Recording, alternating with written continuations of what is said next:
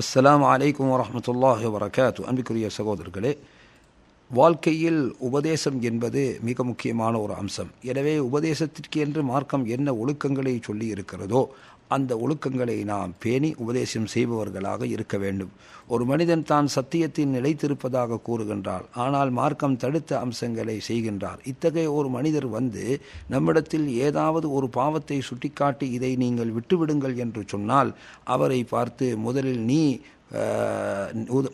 நீ உன்னுடைய குற்றங்களை விட்டுவிட்டு பிறகு எனக்கு சொல்லவா என்று நாம் கூறுவது இது சரியான முறைதானா என்பதை சிந்திக்க வேண்டும். சகோதரர்களே, ஒருவர் தீமையை தடுக்கிறார் என்றால் மார்க்கம் தீமையை தடுக்குமாறு சொல்கின்றது. எனவே நீ எனக்கு சொல்ல தேவையில்லை, நீ எனக்கு உபதேசம் செய்ய தேவையில்லை என்ற அர்த்தத்தில் நாம் அவரிடம் அவ்வாறு கூறுவது தவறாகும்.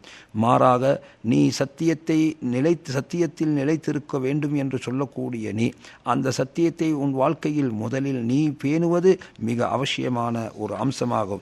எனவே இதைத்தான் நான் உன்னிடம் நோக்கமாக கொண்டு கூறுகிறேன். சத்தியத்தை எடுத்து சொல்லி அசத்தியத்திலிருந்து மக்களை தடுக்குமாறு மார்க்கம் சொல்கின்றது. இந்த பணியை செய்வது என் மீது கடமை.